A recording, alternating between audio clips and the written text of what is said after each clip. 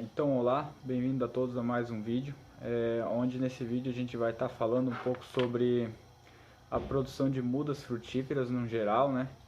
E a gente vai estar abrangendo então mais um contexto geral, não se atendo somente a uma cultura, né? Então, primeiramente a gente pode falar, né, que as mudas frutíferas de clima tropical, elas tanto a muda quanto a frutífera, né, ela se adapta muito bem.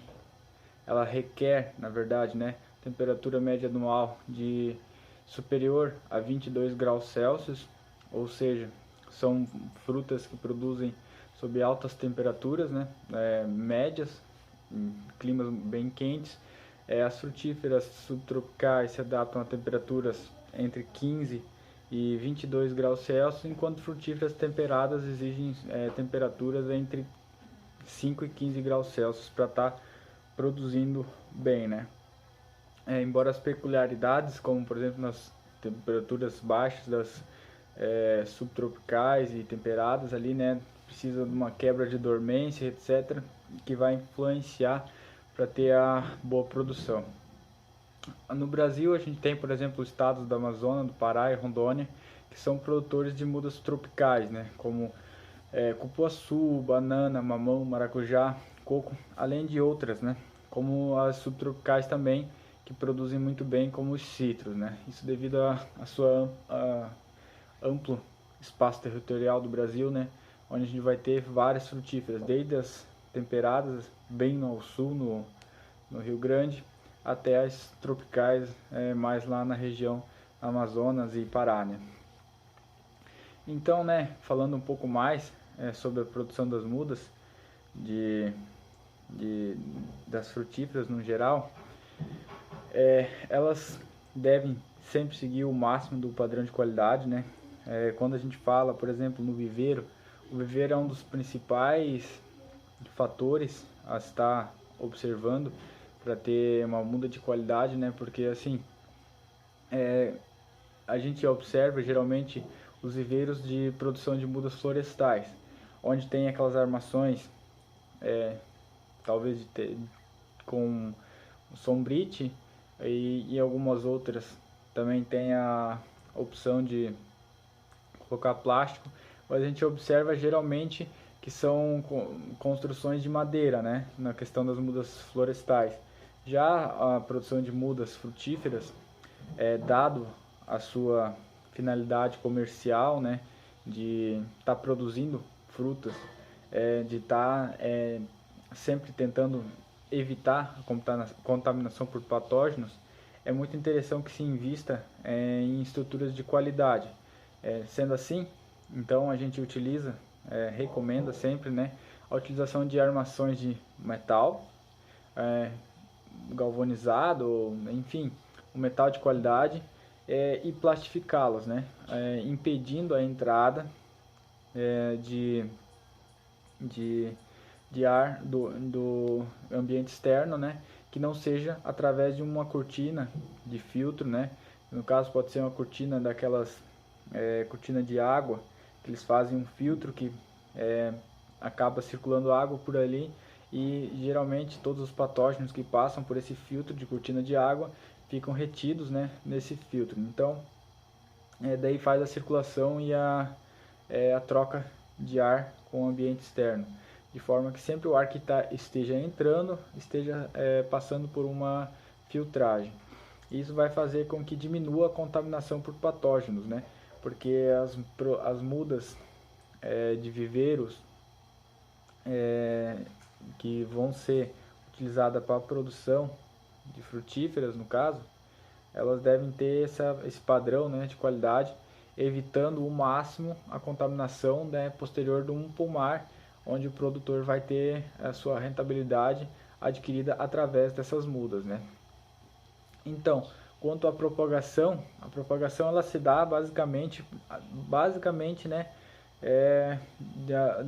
por esses modos, né. Propagação por semente, onde a gente utiliza mais para a produção de porta-enxertos, né, o cavalo, que a gente também chama. Por quê? Porque A propagação por semente, como eu já comentei anteriormente nos vídeos, ela vai fazer com que haja o cruzamento do gameta feminino com o gameta masculino. Isso vai fazer que haja uma troca, uma recombinação do DNA e não vai ser mais uma planta clone da planta mãe, por exemplo. Onde a planta mãe eu tinha um fruto lá com as características determinadas lá que eu achava ideal.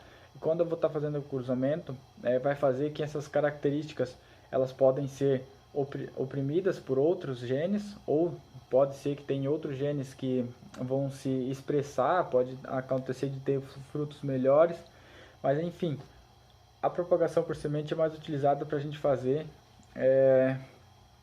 a produção de porta-enxertos, a não ser que a planta seja autógama, né?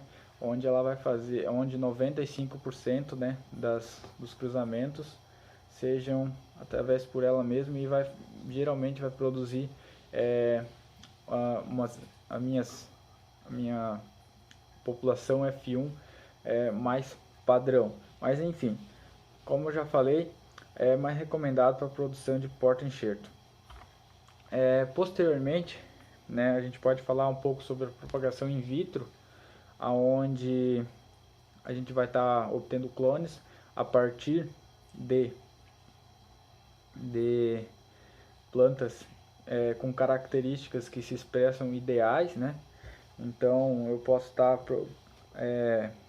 obtendo um clone in vitro de banana, né? Que é muito utilizado para a produção de muda de banana, porque eu vou estar obtendo uma muda além de com uma alta sanidade, né? Porque você vai estar evitando a contaminação por patógeno, você vai estar mantendo todas as características genéticas da planta mãe, onde eu predetermino, né? Eu escolho a planta que obtém os melhores frutos, que obtém a melhor produção, e vou estar clonando in vitro.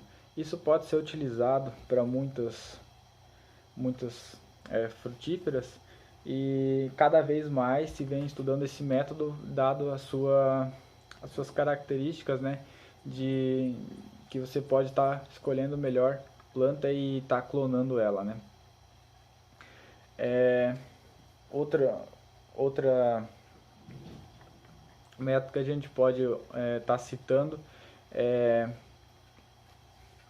a estaquia, onde eu vou estar utilizando outra propagação vegetativa também, né? No caso, onde eu vou estar utilizando um material vegetativo da minha planta de interesse e vou estar fixando ela no solo ou no substrato, de forma que ela vai estar enraizando e produzindo uma nova muda. Esse método também conserva as características genéticas da planta mãe e vai estar produzindo mudas com maior velocidade, vamos dizer assim, né? Menor tempo de espera. Só que tem o fato de estar necessitando da utilização de talvez, né, hormônios enraizadores, como o AIB, ácido indolbutírico, que vai enraizar as plantas. Porém, também tem métodos alternativos de enraizadores, né, como a utilização do extrato de tiririca, aquela planta que a gente vê nas lavouras, muito que atormenta muito a vida dos produtores. Você arranca a tiririca, passa no liquidificador, pode ser, e você vai obter um extrato ali, né? Você passa com água, uma quantidade de água, e depois você rega sobre as suas mudas, sobre as estacas, né? Isso vai fazer com que o substrato fique mais rico em hormônios e vai influenciar, né? Induzir a produção de meristemas radiculares e enraizar mais rápido. Depois a gente pode falar da enxertia, que vai ser o método onde a gente mais tem utilização na fruticultura, né? Um dos métodos que mais é empregado, porque você vai ter o porta-enxerto obtido ou por estaquia ou por propagação de semente, e você vai enxertar pode ser por borbulha, por garfagem, enfim, o método da utilização de enxertia são vários, né? E você vai estar enxertando um material vegetativo, geralmente de interesse, né? Pode ser vamos supor que eu quero produzir uma laranja que ela tenha uma determinada suscetibilidade a um patógeno de solo e ela não se desenvolve muito bem, porém ela produz frutos ótimos para o consumo. Eu tenho então eu vou lá, pego um porta-enxerto, geralmente, por exemplo, eu posso na questão de citros, eu vou estar utilizando uma trifoliata, por exemplo, que é uma planta que tem alta resistência aos patógenos de solos e drena bem, né, os nutrientes para a planta. Eu enxerto através da borbulha ou garfagem. Garfagem é um método mais utilizado para outras frutíferas. No caso das cítricas, a gente utiliza a borbulha, em forma de T mesmo, né? Que eu já expliquei no vídeo anterior. Vocês podem estar olhando. Isso vai fazer com que o material vegetativo que foi enxertado ali comece a se desenvolver. Eu podo a parte vegetativa da minha trifoliata, e isso vai fazer com que eu tenha uma nova planta, né? E a parte aérea seja totalmente composta pela laranja de interesse, né? Então, partindo agora sobre para outros manejos, né? A irrigação, ela deve ser sempre, na produção de mudas, ela sempre tem que ser controlada, ou seja, não pode faltar água e não pode ter água demais, para que sempre seja a planta não sofra estresse, né? Porque isso vai fazer com que ela se torne mais resistente a determinados intempéries, né? Quando ela for para o campo. Sempre interessante também estar utilizando um substrato de qualidade para que eu padronize essas mudas, né? Eu posso estar utilizando o substrato caseiro, claro, mas é interessante que eu sempre faça uma análise de solo desse substrato para que eu conheça as propriedades físicas e químicas também desse substrato para mim estar utilizando na minha produção de mudas. E eu esteja fazendo a correção e a adubação correta, né? Então tenho que fazer a correção do pH e a correção nutricional para que eu tenha um bom desenvolvimento radicular, porque o desenvolvimento radicular da minha planta frutífera, da minha muda, é muito interessante, porque quando ela for para campo, o que mais vai interessar é ter ela ser rica em raízes, né? Para ela estar fazendo o rápido desenvolvimento no novo solo ali, né? Então, o viveiro, quanto à construção do viveiro, né? É muito interessante que eu sempre tenha que eu observe, né, o terreno, faça a construção do viveiro de forma que eu não vá construir onde vai haver uma enxurrada posteriormente, um desbarrancamento sobre ele. Sempre deve ser fazer um nivelamento do terreno, caso ele não seja totalmente nivelado, né? Ou seja, tem que ser um terreno com topografia plana, né? Para mim estar fazendo a implantação. Além do mais, ele geralmente, se for comercial, ele vai ter em média 30 metros de comprimento, e ali então, como eu vou estar investindo numa infraestrutura, então eu já invisto no nivelamento do terreno para estar tendo um viveiro, uma estrutura de qualidade, né? Que vai me ter retorno econômico ali no caso. Então,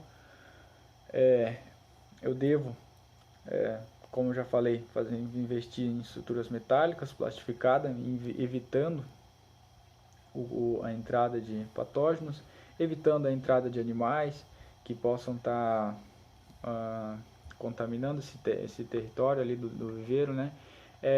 Outra coisa, a entrada de pessoas dentro do viveiro, é muito interessante que a entrada de pessoas seja controlada para que não entre qualquer pessoa que também possa estar fazendo a contaminação Também deve-se ter muitos cuidados com doenças, né? Fazer o controle de doenças tanto de solo quanto aérea, para que não ocorra contaminação geral do viveiro. A escolha dos materiais vegetativos para estar reproduzindo deve ser escolhida com muita atenção, para que eu não esteja talvez propagando uma planta muda frutífera que não vai estar apresentando as características de mercado ideais, né? Como por exemplo laranja, eu tenho que escolher para a propagação de uma laranja que vai estar incorporando no fruto as características de mercado que o consumidor deseja. Assim como também nas sementes, eu devo escolher plantas com sementes boas, né? Viáveis para o plantio, para mim não estar perdendo tempo na hora do plantio. E eu acho que seria isso que eu tinha para falar. Eu teria muito mais para falar, é claro, mas eu dando uma análise geral sobre a propagação de sobre a produção de mudas, eu acho que seria isso o mais importante. Caso alguém tenha alguma dúvida, entre em contato, que eu posso estar sanando as dúvidas. Posso estar enviando materiais também da Embrapa, de onde eu tirei essas informações, para que vocês estejam produzindo mudas de qualidade, com sanidade, né, que é o mais importante, como eu já falei. O importante é ter qualidade genética, qualidade sanitária e qualidade vegetativa, né? Para mim, qualidade de fisiológica da planta, né? Então, isso vai empregar um pomar muito mais longevo, com maior vigor, mais produtivo, que vai dar retorno econômico para o produtor. Que esse é o interesse, né? É a gente agregar renda ao produtor de forma que todo mundo saia ganhando, né? Então, qualquer coisa, entre em contato que eu posso estar enviando materiais ou sanando algumas dúvidas, dando alguma recomendação. E até a próxima. Espero que tenha gostado do vídeo e até mais.